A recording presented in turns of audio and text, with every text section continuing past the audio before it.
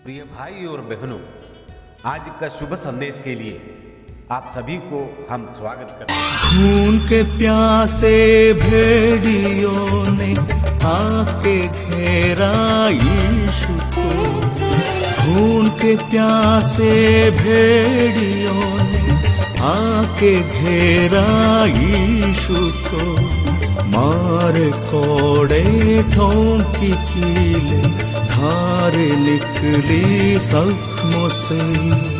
मारे कोड़े ठोंकी कीले धार निकली जख्मों से।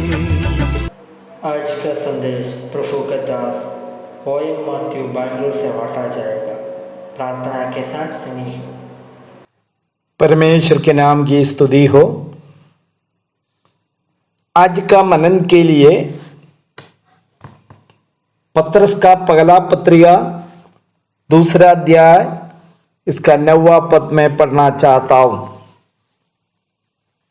पर तुम एक चुना हुआ वंश और राज पदाधिकारी याजकों का समाज और पवित्र लोग और परमेश्वर की निज प्रजा हो, इसलिए कि जिसने तुम्हें अंधकार में से अपनी अद्भुत ज्योति में बुलाया है उसके गुण प्रकट करो।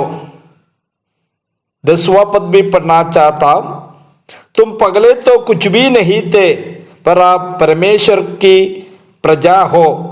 तुम पर दया नहीं हुई थी, पर अब तुम पर दया हुई है। यहां पर प्रेरित पत्रस ने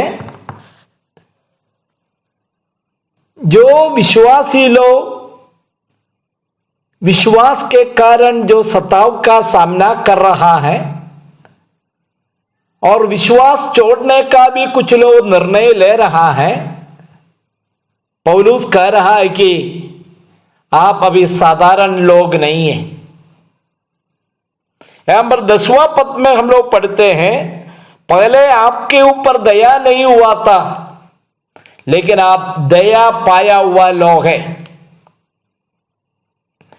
आज आप परमेश्वर का प्रजा है, इसलिए आपको विश्वास छोड़कर जाना उचित नहीं है।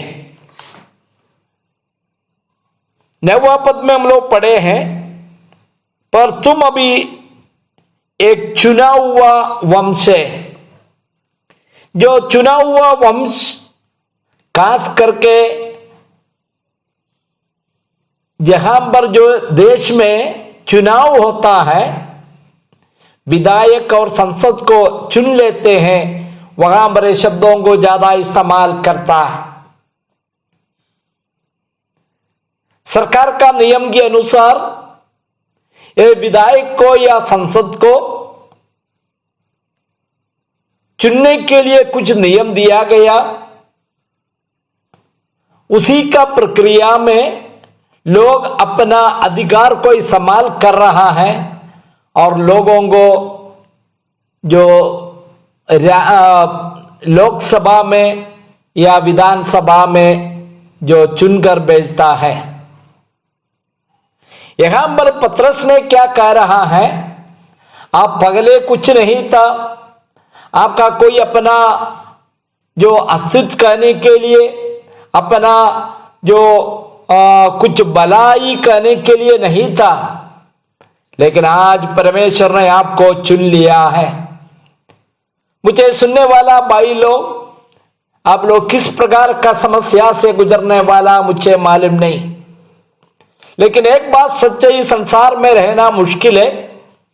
खास करके एक सच्चा विश्वासी बनकर रहना इन दिनों में काफी कठिनाई का सामना करना पड़ता है।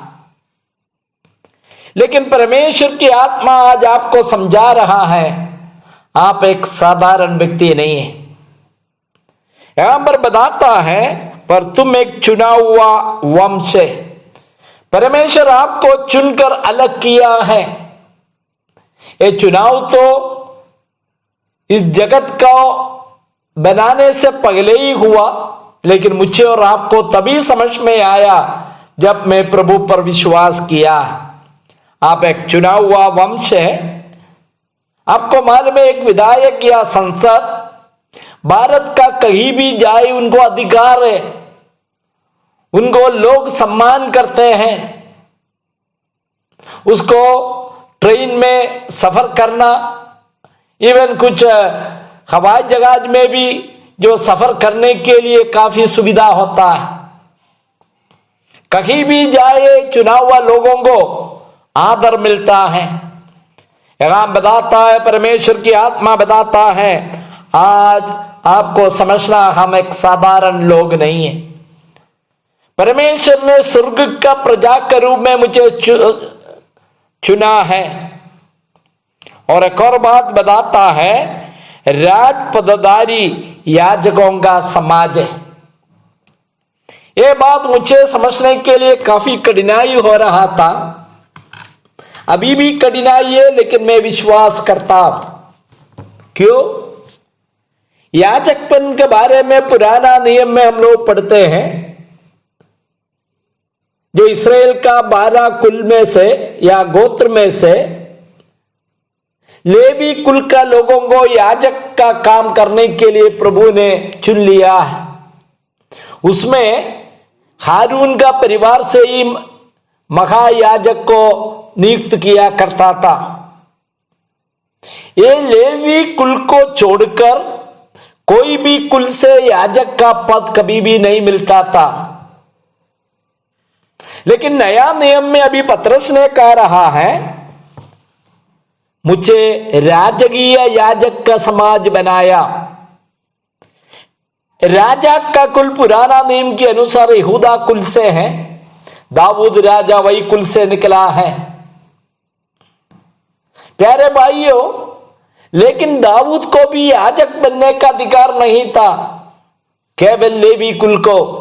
लेकिन नया नियम में क्या दिया मालूम है?